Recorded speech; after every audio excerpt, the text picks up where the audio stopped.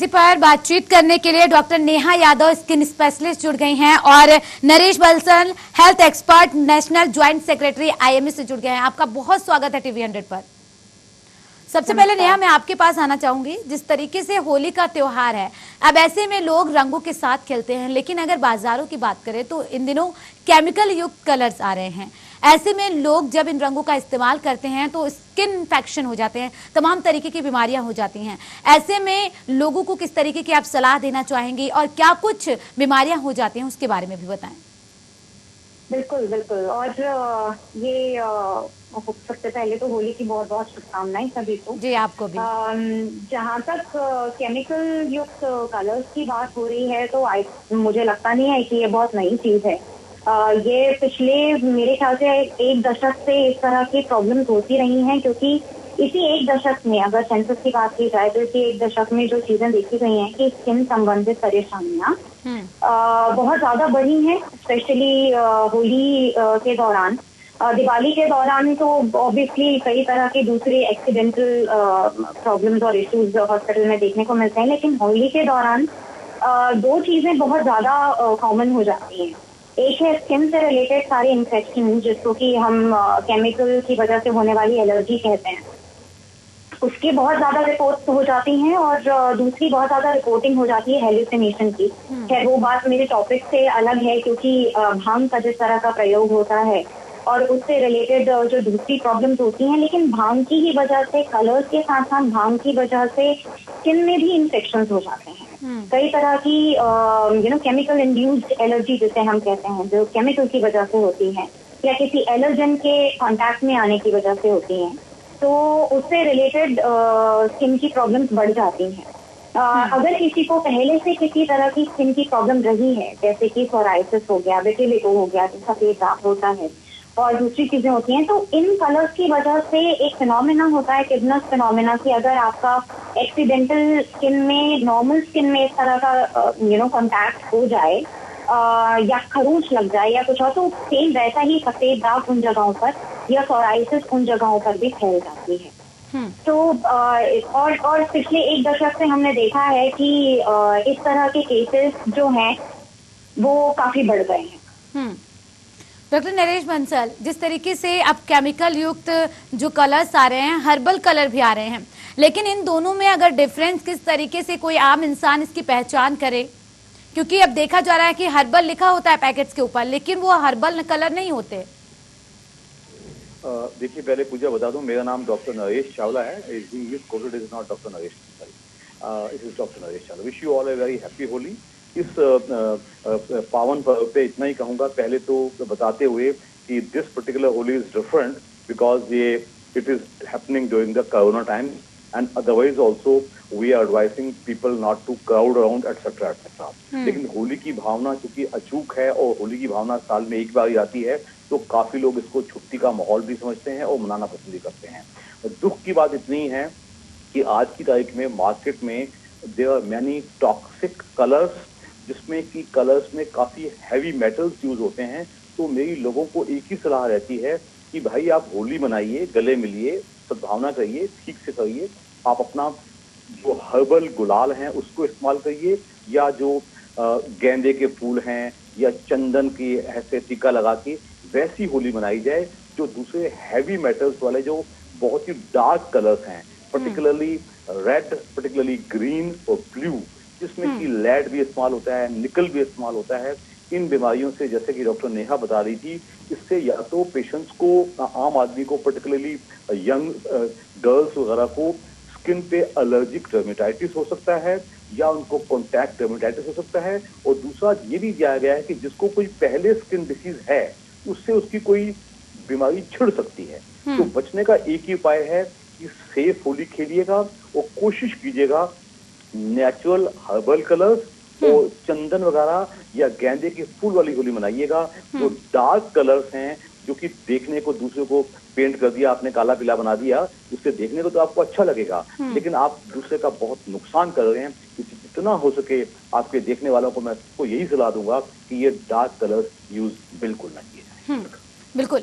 लेकिन नेहा, अगर बात की जाए, देखिए कलर्स हैं और एक दूसरे को लोग कलर लगाकर ये त्योहार मनाते हैं। ऐसे में कई बार आपको पता होता है कि ये केमिकल युक्त कलर है, लेकिन आप उन्हें नहीं रोक पाते हैं। ऐसे में इससे बचने के लिए क्या कुछ करना चाहिए जिससे उसका इफेक्ट ना हो? इससे बचने के लिए उससे आप इस्तेमाल ही ना करें। आई थिंक वो सबसे वाइज एक एक्शन होता है जो इंसान ले सकता है।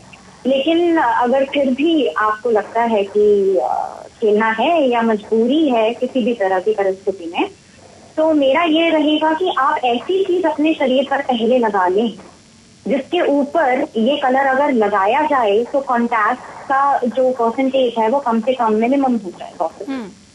तो उसके लिए हम कहते हैं कि आप कैस्टर ऑयल लगा सकते हैं, आप कोकोनट ऑयल लगा सकते हैं, नारियल का तेल लगा सकते हैं आप, जो कि वर्जिन कोकोनट ऑयल हो, क्योंकि कोकोनट ऑयल भी कई तरह के हैं जिनमें खुद केमिकल्स कई मिले हुए हैं। तो आपको ऑर्गेनिक या जो आप खुद बना रहे हैं साउथ इंडिया में तो खुद बनाते हैं, बट अदरवाइज भी अगर आप अच्छा ले रहे हैं, ऑर्गेनिक प्रोडक्ट ले रहे हैं, तो आप ऑलिव ऑयल का इस्तेमाल कर सकते हैं, आप वर्जिन कोकोनट ऑयल का इस्तेमाल कर सकते हैं, आप कैस्टर ऑयल का इस्तेमाल कर सकते हैं। तो ये ऑयल का एप्लीकेशन थरोली करें, मतलब बहुत अच्छे तरीके से अपने शरीर के हर अंगों पर, specially the exposed area, in fact पूरी बॉडी ही, सिर्फ एक्सपोज्ड एरिया की जरूरत नहीं है, पूरी बॉडी पे आप लगा सकते हैं। एंड देन फिर उसके बाद अगर आप खेलेंगे तो आई एम नॉट सेइंग कि मैं ये नहीं कह रही हूँ कि आपको उन कलर्स से किसी तरह की कॉम्प्लिकेशंस या किसी तरह के रिएक्शंस नहीं होंगे, लेकिन होने के चांसेस डेफिनेटली काफी कम हो जाएंगे।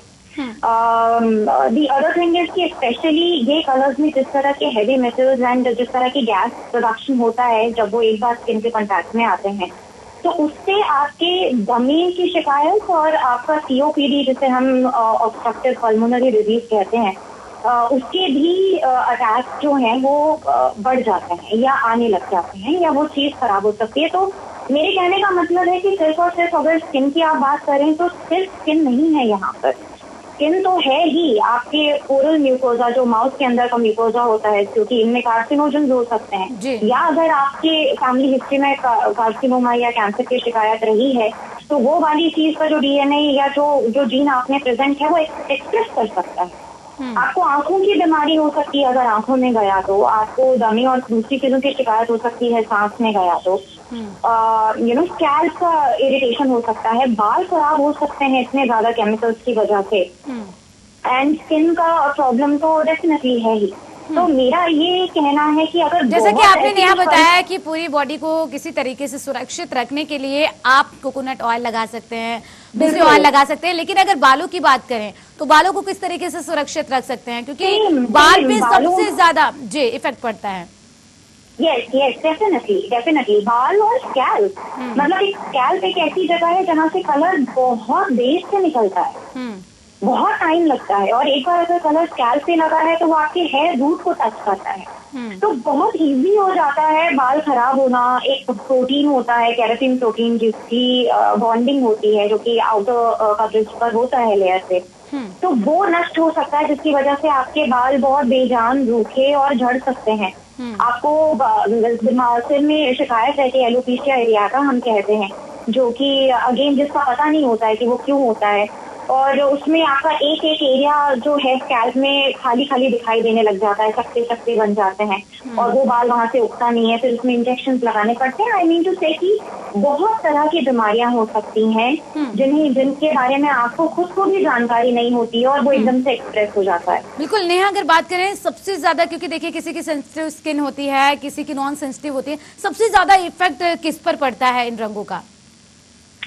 सबसे ज्यादा इफेक्ट अगर आप वही जैसे मैंने आपको बताया कि बहुत ज्यादा इफेक्ट पड़ता है इन सारे रंगों का, स्पेशली जैसे डॉक्टर साहब ने बताया और जैसे हम सबको पता है कि हरा और नीला स्पेशली दो ऐसे कलर हैं जिनका बहुत नेगेटिव इफेक्ट पड़ता है हमारे ऊपर।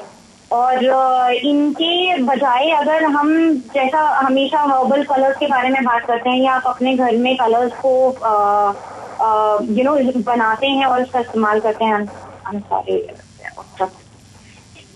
तो जैसे इन कलर्स का आप इस्तेमाल करते हैं तो इनसे आपको बहुत हद तक आपके उस तरह की सेंसिटिव स्किन अगर आपकी है तो उन चीजों से आप बच सकते हैं।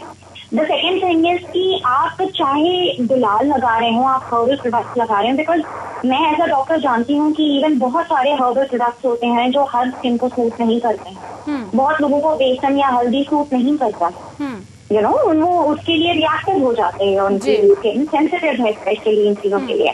तो आपको बहुत क्लियर होना चाहिए, जब आपको पता है कि आप ऐसे कुछ लगा रहे हैं तो हमेशा एक पैच टेस्ट कर लीजिए, तो आप थोड़ा सा बच सकते हैं। पैच टेस्ट के लिए आप 48 घंटे पहले, जब होली है तो होली से एटलीस्ट 24 घंटे पहले आप अपने रंगों खिलने से पहले कान के पीछे, घुटने के पीछे या ऐसी जगह जो कि बहुत इजीली विजिबल ना हो, उन एरियाज पर आप रंग लगाकर रख सकते हैं और 24 से 48 घंटे आप वेट करके देख सकते हैं कि क्या वो जगह रेडनेस आ रही है वहां पर, या वहां पर खुजली है या जलन है या कुछ और है। तो इस तरीके से आप पैच टेस्ट करके थोड़ा सा सेफ रह सकते हैं। डॉक्टर साहब, जैसा कि डॉक्टर नेहा ने बताया कि किस तरीके से इन्फेक्शन हो सकता है, क्या क्या गंभीर बीमारियां हो सकती हैं, इन गंभीर बीमारियों के होने के बावजूद जिस तरीके से बाजारों में केमिकल युक्त कलर बिक रहे हैं, इस बीच देखिए हमारे बीच में कोरोना भी है। ऐसे में उससे निपटना पहली चुनौती, और दूसरी चुनौती इन रंगों के इस्तेमाल के बाद जिस तरीके से हमारे ये बॉडी पे इफेक्ट डालता है, तो दोहरी चुनौती को कैसे एक आम इंसान कैसे समझे कि इससे दूर रहना चाहिए? क्योंकि देखिए हम बार बार एक तरफ कह रहे हैं कि हमें दूरी बनाकर रखनी है, हमें मास्क पहनना, लेकिन जब होली का त्योहार, जब रंगों का त्योहार आता है, एक दूसरे को जब रंग लगाते हैं तो वो चीज भी नहीं पॉसिबल है। तो ऐसे में उनको लेकर क्या कुछ कहना चाहेंगे, किस तरीके से दूरी बनाकर रखे लोग? देखिए, पिछले 3-4 हफ्तों से कोरोना का कहर एक दूसरी वेव बनके बहुत तेजी से आ रहा है। तो जैसा कि महाराष्ट्र, पंजाब, तमिलनाडु, केरला, अब तो ऑलमोस्ट यूपी भी इन्वॉल्व हो गया और कुछ हद तक दिल्ली भी इन्वॉल्व हो गया है। इसलिए हमारा स्पष्ट निर्देश है कि कोई बुराई नहीं है। आप जैसा कि हम पहले गले मिलकर होली खेलते थे, तो आप खाली जैसा कि हम सोशल ग्रीटिंग के लिए खाली नमस्ते करना या दूर से इशारा करना, कोई इसमें बुराई नहीं है। क्योंकि कोरोना का कहर है, तो हम आज भी लोगों को कह रहे हैं कि कोरोना के कहर से बचने का सबसे बड़ा उपाय एक ही है, जिसको हम सोशल डिस्टेंसिंग कहते हैं, और झूठ तो हमको बनाना ही नहीं चाहिए।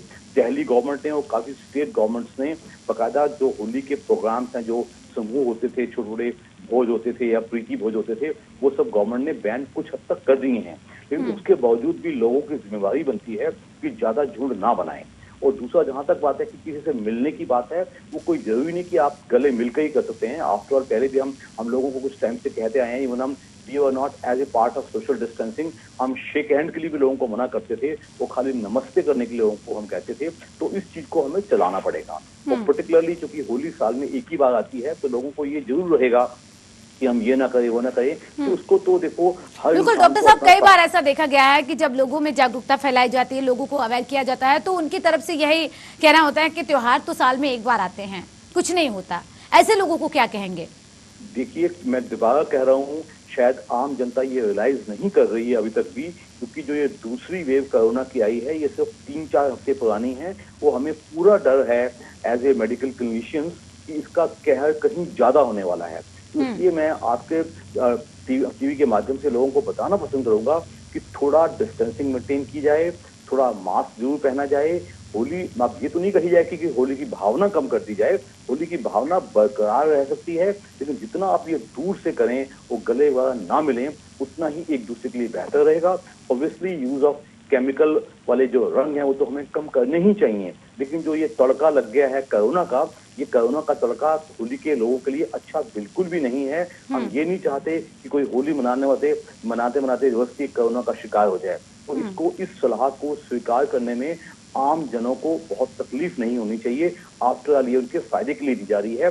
तो मेरे विचार में पर्टिकुलरली दिल्ली स्टेट गवर्नमेंट ने होली के सारे जो प्रोग्राम्स थे वो कैंसिल कर दिए हैं। तो आप होली जरूर मनाइए, लेकिन थोड़ा दूर से करिएगा, और जरूरी नहीं कि गले मिलना बहुत ही जरूरी है। और गले मिलके अगर आपको कोरोना मिल जाएगा तो आपको क्या फायदा है?